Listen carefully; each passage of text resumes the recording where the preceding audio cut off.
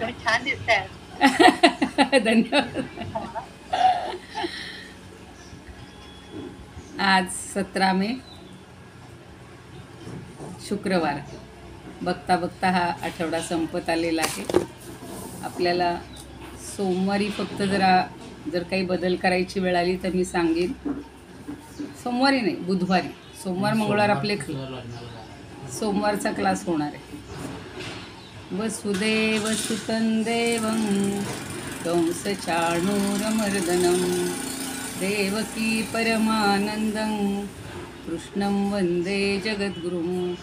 गुरुर्ब्रह्मा गुरुर्विष्णू गुरुर्देवो महेश्वरः गुरुः साक्षात् परब्रह्म तस्मै श्रीगुरवे नमः. शान्ताकारं भुजगशयनं पद्मनाभं सुरेशं विश्वाधारं गगनसदृशं मेघवर्णं शुभांगं लक्ष्मीकान्तं कमलनयनं योगिभिर्ध्यानगम्यं वन्दे विष्णुं भवभयहरं सर्वलोकैकनाथं. यं ब्रह्मा वरुणेन्द्ररुद्रमरुतस्तुन्वन्ति दिव्यैस्तवैर्वेदैः साङ्गपदक्रमोपनिषदैर्गायन्ति यं सामगाः. ध्यानावस्थिततद्गतेन मनसा पश्यन्ति यं योगिनो यस्यान्तन्न विदुःसुरासुरगणा. देवाय तस्मै नमः. देवाय तस्मै नमः. जय श्रीकृष्ण. सर्व श्रोत्यांना आणि भगवद्गीता भक्तांना सादर वंदन.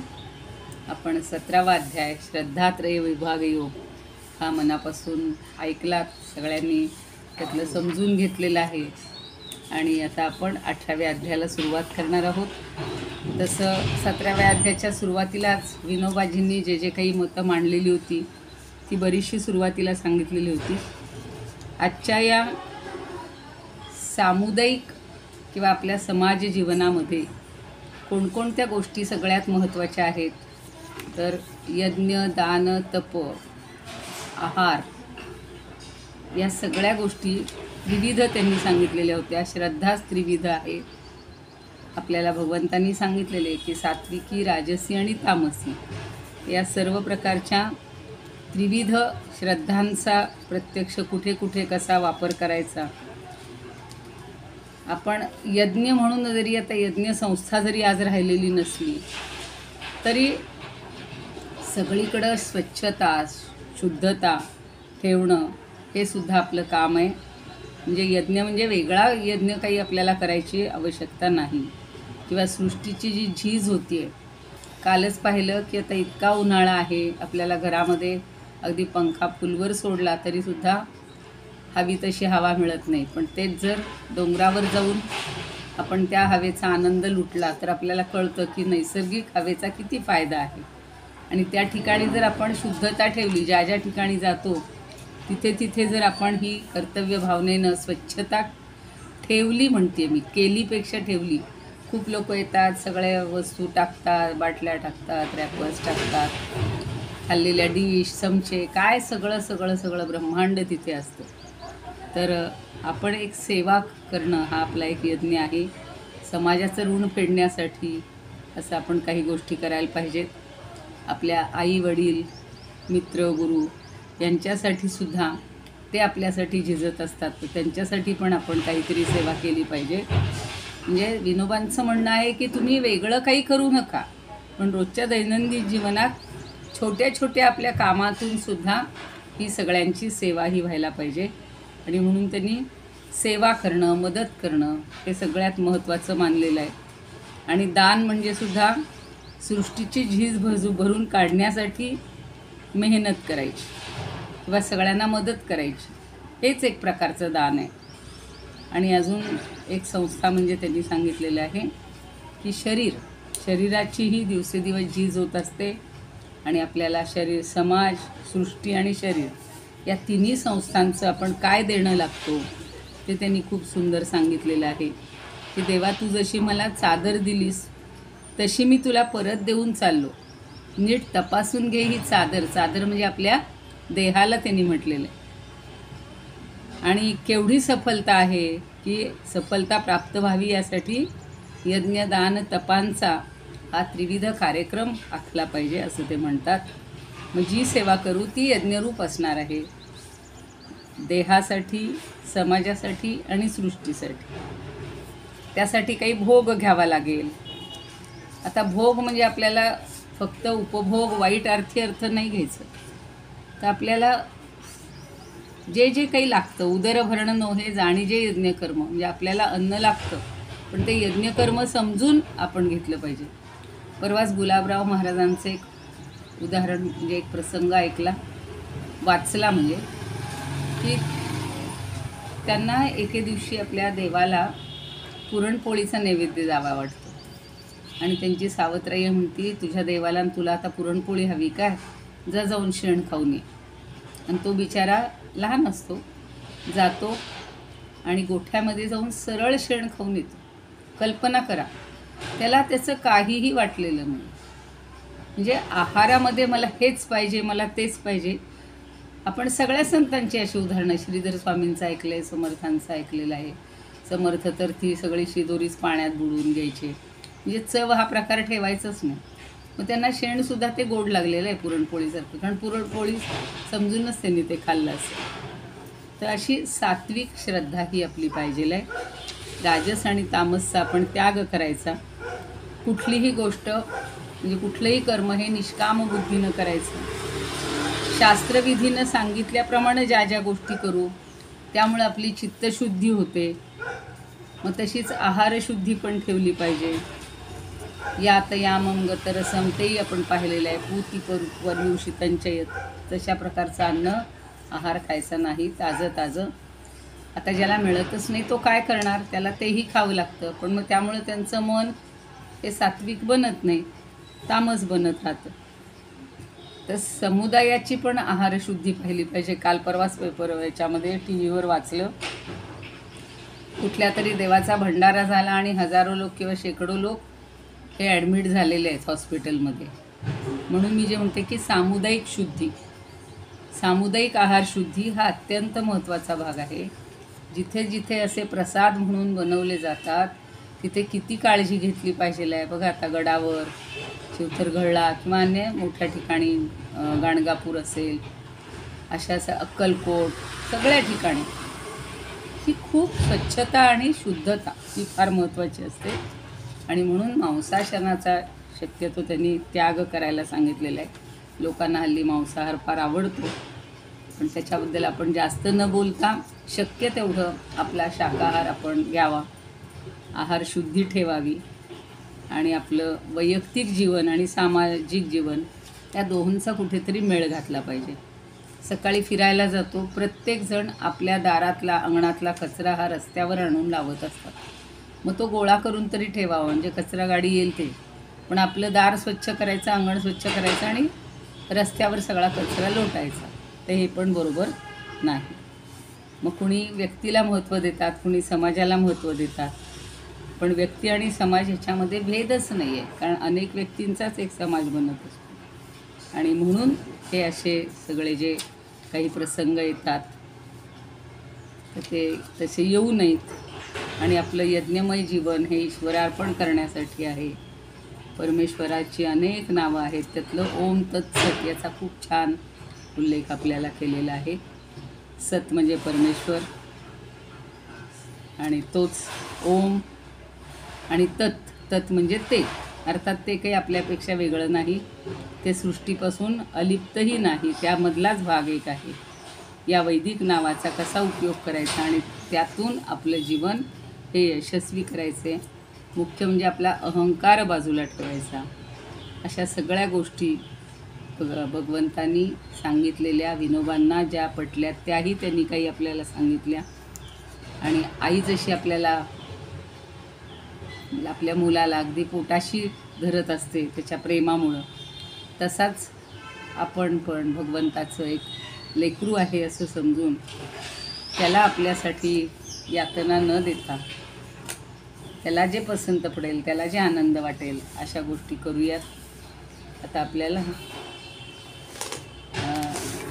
कालच्या म्हणजे श्रद्धात्रय विभागाचं एक छान गीता पीयूष म्हणून, मी खरं ते दरवेळेला वाचीन म्हणते आणि राहून जातं, त्याचं एक छान 4 ओळीमध्ये सबंध अध्यायाचं सार सांगितलेलं आहे बघा. सत्वरजस्तम 3 गुणासह श्रद्धा तपमख दान तसे. सत्वरजस्तम 3 गुणांसह श्रद्धा तपमख दान तसे. त्रिविध अन्न ही निज बीजा परी आवडी त्यावरी दृढ कैसे. आवडी त्यावरी दृढ बैसे. त्रिविध अन्न सत्व रज आणि तम. उत्तम मध्यम अधम जाणही क्रमे तयातुनी सत्व धरी. उत्तम मध्यम अधम जाणही क्रमे तयातुनी सत्व धरी. मग ओम तत्सत्वधुनी धनंजय. मग ओम तत्सत्वधुनी धनंजय ब्रह्मसमर्पण कर्म करी. आपली सगळी कर्म ही ब्रह्माला समर्पण करायची, असं गीता पीयूष म्हणून त्यांनी थोडक्यात सांगितलेलं आहे. एक रमेश बावकर म्हणून खूप अभ्यासक, त्यांनी पण खूप कष्ट करून ग्रंथ लिहिलेला आहे मकरंद नावाचा. कुणी जर पुण्यात राहत असतील तर तुम्ही ते मिळवू शकता. आणि आपण जो गीतेच्या काय म्हणूया गीतार्थकोश हा पुन्हा काही अजून आपल्यापर्यंत पोहोचलेला नाही आहे. मी कॉलेजमध्ये घेतलेली प्रतच आणलेली आहे, त्याच्याच आम्ही झिरॉक्स करतो कुठं जायचं असेल तर त्या आपण घेत असतो. 17व्या अध्यायात भगवंतांनी सांगितलं आहे तशी आपल्याला सात्विक श्रद्धा ही आपल्यामध्ये उत्पन्न होवो, विकसित होवो आणि सगळे सत्वगुणी होवोत. म्हणजे जसं सर्वेत्र सुखिनः सन्तु सर्वे सन्तु निरामयाः सर्वे भद्राणि पश्यन्तु मा कश्चित् दुःखमाप्नुयात्, हा जसा श्लोक आहे तसं सर्वे सत्वानि पश्यन्तु, सगळ्यांनी सत्वगुण पाहावेत आणि मा कश्चित् तमम आपनुयात, कोणीही तमोगुणाने व्याप्त होऊ नये अशी मी आपली प्रार्थना करते. आणि आता आपण 18व्या अध्यायाला थोडीशी सुरुवात करूया. दोन्ही म्हणजे प्रत्येक अध्यायाचा धागा हा पुढे चालूच असतो. आता शेवटी हे सगळं इतकं समजावून दिलेलं आहे, यज्ञ दान तप हे सगळं कुठलीही क्रिया ही ओमच्या उच्चारणाने सुरू करावी असं भगवंतांनी आपल्याला 24व्या श्लोकात सांगितलेलं होतं. आणि मग तोच धागा पुढे घेऊन सगळ्या क्रिया कशा केल्या जातात, सगळे ब्राह्मण किंवा जे विद्वान आहेत ते कसे करतात, त्यांच्या ठिकाणी सद्भाव आणि साधुभाव कसा असावा, सतनीच या सगळ्याची पूर्तता होते. आणि यज्ञ तप दान यांची जी स्थिती आहे त्यालाच सत असं म्हटलेलं आहे. चांगलं करणं, नेहमी चांगल्याचा काय घ्यायचा, आश्रय घ्यायचा, चांगल्याच गोष्टी करायच्या आणि श्रद्धेनं करायच्या. अश्रद्धेनं केलेलं हे भगवंतापर्यंत पोहोचतही नाही आणि आपल्याला मोक्षही मिळत नाही. तर 17वा अध्याय संपलेला होता. आता 18व्याला आपण सुरुवात करतोय. 18वा अध्याय हा उपसंहार आहे. आता सगळ्या ग्रंथाचा उपसंहार आहे. आणि संन्यास आणि त्याग या दोन्हीतला फरक भेद कोणता आहे आणि सिद्धीची कारणं कुठली आहेत, किंवा मी करता आहे अशी बढाई मारणं हा कसा मूर्खपणा आहे. आणि 4 वर्णांनी आपापली स्वभावज कर्म म्हणजे जन्माला येतानाच जी कर्म आलेली आहेत ती पूर्ण करून ती छान पार पाडून कशी सिद्धी मिळवता येईल असं सगळं विवेचन आता 18व्या अध्यायात आपल्याला आलेलं आहे. आता गीतेचं गुह्य ज्ञान, गुप्त जे आहे कुणालाही न सांगितलेलं असं ज्ञान समजून घेण्यासाठी अधिकारी व्यक्ती कोण आहे, गीतेच्या अध्ययनाची आणि श्रवणाची फलश्रुती काय आहे, हे सगळं भगवंतांनी या 18व्या अध्यायात आता सांगितलेलं. कुठल्याही बघा, कुठल्याही कर्माला किंवा कुठल्याही एखाद्या पदासाठी कोण व्यक्ती पात्र असते असं एक ठरलेलं असतं की 12वी नंतर इंजिनिअरिंगला जायचं असेल तर 12वी सायन्स पाहिजे, फिजिक्स केमिस्ट्री हे त्याचे ग्रुपमध्ये, मॅथ्स हे त्याचे PCM आणि PCB हे 2 ग्रुप मेडिकल आणि ह्याला जाण्यासाठी आवश्यक असतात. डिग्रीला जायचं असेल तर 12वी पास पाहिजे, तो अधिकारी होत असतो. तसं या मोक्षाचा किंवा अध्यात्म ज्ञानाचा अधिकारी कोण? तर मागे मी कधीतरी सांगितलं होतं की शंकराचार्यांनी सांगितलेलं आहे की मुख्य म्हणजे त्यानं नित्य आणि अनित्य वस्तूचा विवेक असायला पाहिजे त्याच्या ठिकाणी. इहलोकी आणि परलोकी मिळणारे जे भोग आहेत त्याच्याबद्दल त्याला पूर्ण अलिप्तता असली पाहिजे, वैराग्य असलं पाहिजे. आणि शम दम उपरती तितिक्षा समाधान या 6 गोष्टींची संपत्ती त्याच्याजवळ हवी आहे. आणि शेवटी म्हणजे मोक्षाची इच्छा, मुमुक्षुत्व असं म्हटलेलं होतं. आता या अध्यायात आपल्याला काय सांगतायत बघा, की हे गीतेचं ज्ञान, गुह्य ज्ञान समजून घेण्यासाठी कोण अधिकारी आहे ते बघूया. आता याचं पण गीता पियुष आज आधीच सांगते, पुन्हा सांगण्यापेक्षा. त्यजूपाहसी युद्ध परी ते प्रकृती करविल तुझ कडुनी. त्यजूपाहसी युद्ध परी ते प्रकृती करविल तुझ कडुनी. तरी वद पार्था परिसुनी गीता, तरी वद पार्था परिसुनी गीता. रुचते ममता का अजुनी, रुचते ममता का अजुनी. मग तो वदला भेद निरसला, संशय नुरला खरोखरी. मग तो वदला भेद निरसला, संशय नुरला खरोखरी. कृतार्थ झालो प्रसाद तवहा, कृतार्थ झालो प्रसाद तवहा. वचन तुझे मज मान्य हरी, वचन तुझे मज मान्य हरी. जो खाली बसलेला होता रथामध्ये असा आपल्या एका पायावर, आणि अर्जुन भगवंत त्याला गीता सांगतायत, उपदेश सांगतायत, असं चित्र आपण सुरुवातीला पाहतो. आता या 18व्या अध्यायाच्या शेवटी तो म्हणणार आहे, नष्टो मोह हा स्मृतिर्लब्धा त्वत्प्रसादात मयाच्युत. तुझ्या संदेशामुळं, तुझ्या उपदेशामुळं माझा सगळा संदेह निघून गेलेला आहे, माझी स्मृती पुन्हा जागृत झालेली आहे, आणि तू सांगशील तसं कार्य, तसं कर्म मी आता करणार आहे. तर तिथपर्यंत आपली पण आता मजल जाऊया. पहिला श्लोक, पहिल्याच ठिकाणी अर्जुन नेहमी, म्हणजे बऱ्याच अध्यायांमध्ये जिथे जिथे त्यांनी प्रश्न विचारलेला आहे, कारण सगळं ऐकलं तरी संशय येणार, शंका येणं. शंका येणारा विद्यार्थी जास्त बघा चांगला असतो, म्हणजे त्याचं लक्ष असतं. आणि तसाच हा तर एकटाच ऐकत होता, त्यामुळं अनेक विद्यार्थी नव्हतेच इथे. पण तो जे ऐकत होता ते इतकं मन लावून ऐकत होता की अजून त्याच्या मनात 2 शंका आहेत, किंवा एक मोठी शंका आहे, ती आता तो पहिल्या याच्यात विचारतो. ओम श्री परमात्मने नमः. अथाष्टादशोऽध्यायः. मोक्षसंन्यासयोगः. अर्जुन उवाच. संन्यासस्य महाबाहो तत्त्वमिच्छामि वेदितुम्.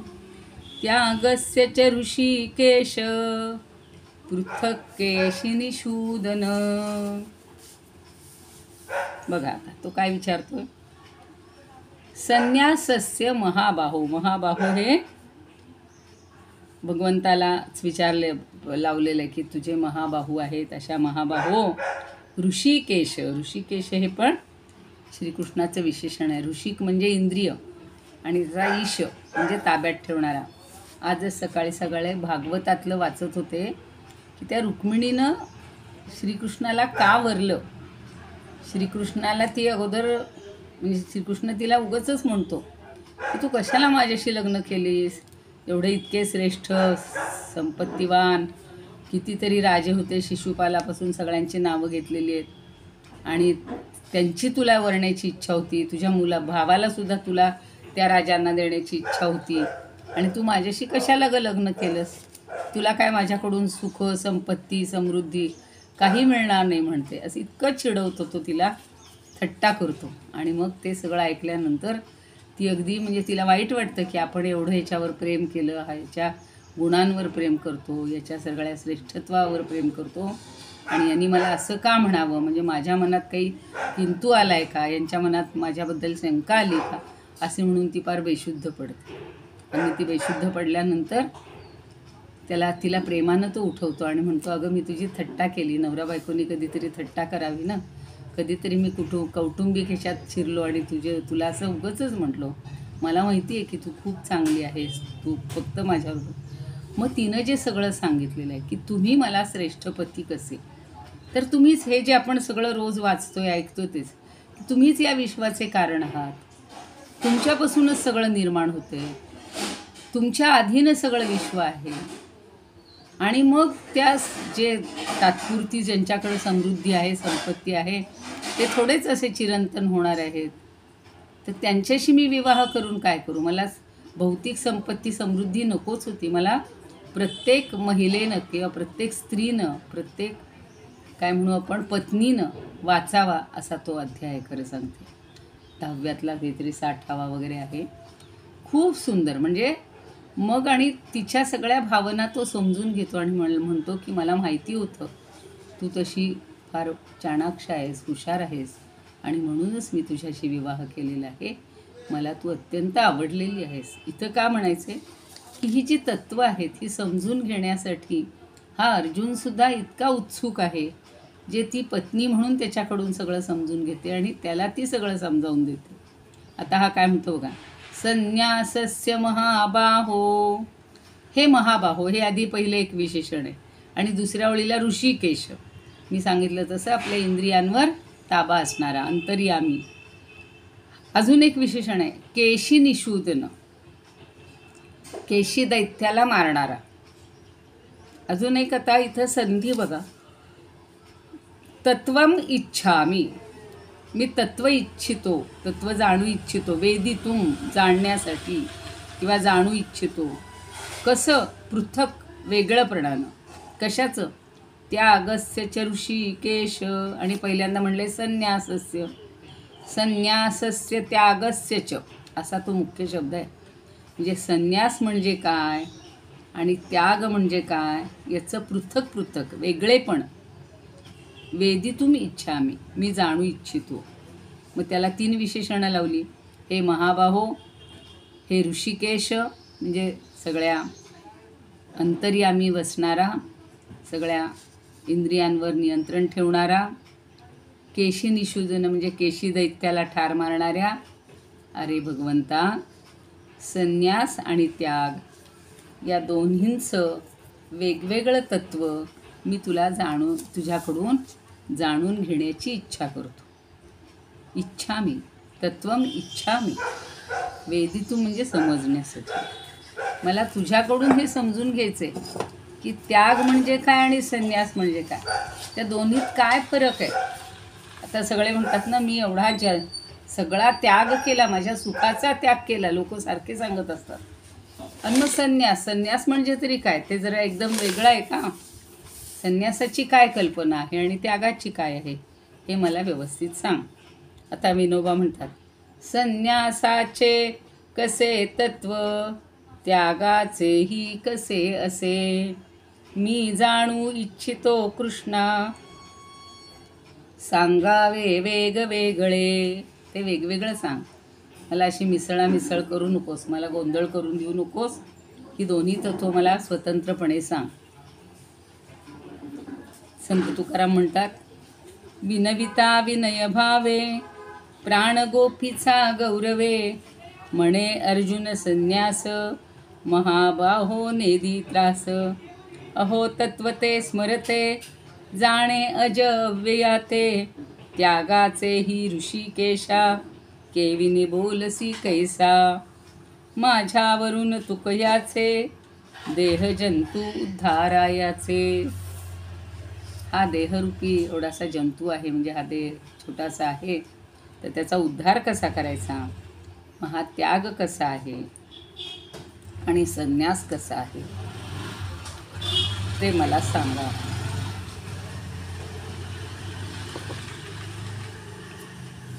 वामन पंडित म्हणतात, संन्यासाचे महाबाहो, जाणो मी तत्व इच्छितो, त्यागाचे ही ऋषिकेशा, वेगळे केशी सूदना.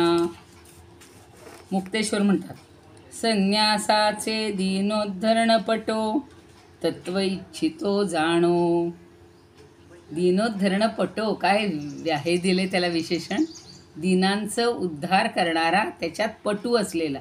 जसं क्रिकेट पटू म्हणजे एखाद्या याच्यातला पटू म्हणजे कुशल असलेला. त्यागाचेही दानवदमना, मी वेगळे ऋषिकेशा. तर मला हे दोन्हीला फरक वेगळा वेगळा सांग. उद्धव चितघन म्हणतात, यावरी अर्जुन विनवितो, जरी ब्रह्मपदी विनियोगुनी कर्मा, तो सुटला आणि त्यागुनी कर्मचितो हि तुझे पदवी प्रतिरामा. पावतया उभया मज संशय, उपजला परिसे द्वयनामा. हे ऋषिकेश कधी कृतके मज, न्यास दुजा रूप त्याग सुवर्मा. न्यास म्हणजे संन्यास. तर दुजे रूप न्यासाचंच किंवा संन्यासाचंच दुसरं रूप म्हणजे त्याग आहे. हे जरा मला नीट समजावून सांग. अजून एखाद्याचं घेऊया. चव्हाण म्हणतात, महाबाहो संन्यासाचे तत्व जाणू इच्छितो, ऋषिकेशा केशी निषूदना, त्यागही जाणू इच्छितो. सोपंच आहे, प्रश्नात काहीच अवघड नाही. आता उत्तर काय देणार आहेत भगवंत ते आपल्याला महत्त्वाचं आहे आणि ते समजून घेतलं पाहिजे. आपल्याला सुद्धा कधीकधी एखाद्या शब्दांची गफलत होते किंवा नेमका त्या शब्दाचा विशिष्ट अर्थ काय आहे हा आपल्याला अपेक्षित असतो. शंकराचार्य म्हणतात, हे महाबाहो ऋषिकेशा केशी निषूदना, मी संन्यास अर्थात संन्यास शब्दाचा अर्थ आणि त्याग म्हणजेच त्याग शब्दाचा अर्थ यांचं तत्व यथार्थपणे किंवा त्याचं यथार्थ स्वरूप भिन्न भिन्न रूपानं जाणण्याची इच्छा करत आहे. भगवान वासुदेवानं कपटानं घोड्याचं रूप धारण करणाऱ्या केशी नामक दैत्याला असुराला मारलं होतं आणि म्हणून अर्जुनानं त्याला केशी निषूदन हे विशेषण लावलेलं आहे. आता पूर्वीच्या अध्यायामध्ये पण जागोजागी ज्याचा निर्देश करण्यात आलेला आहे असा त्याग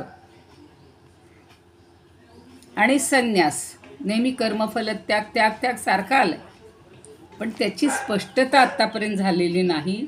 म्हणून या दोन पदांचे अर्थ जाणून घेण्याच्या दृष्टीनं अर्जुनानं हा जो प्रश्न केलेला आहे की या दोहोंमधला मला स्वतंत्रपणे फरक किंवा जे काही वेगळेपण आहे ते समजावून दे किंवा ते समजण्याची मला इच्छा आहे. आणि ज्ञानदेवांनी सुद्धा खूप त्याच्यावर हे केलेलं आहे.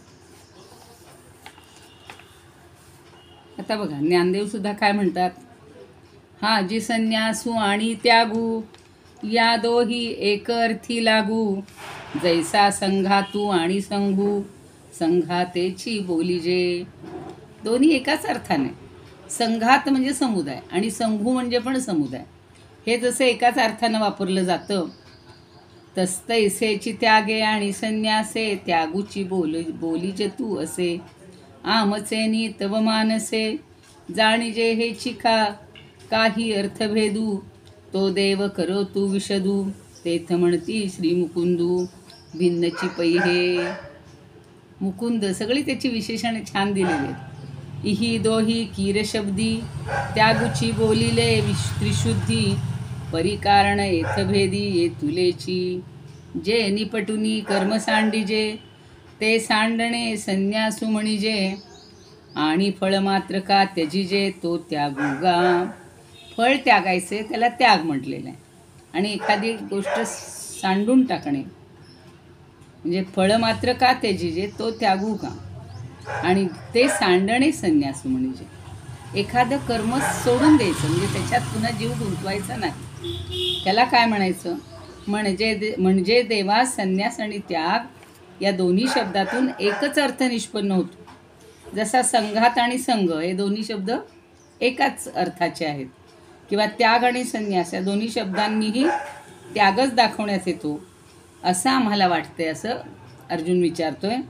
मग या दोन्ही शब्दात जर काही अर्थाचा निराळेपणा असेल भेद असेल तर तो मला स्पष्ट करून सांगावा. तेव्हा आता अर्जुन आपले भगवान उत्तर देणार आहेत की या शब्दांच्या अर्थात भिन्नता आहे. दोन्ही शब्दांनी त्यागच दाखवला जातो, हे अगदी खरं आहे.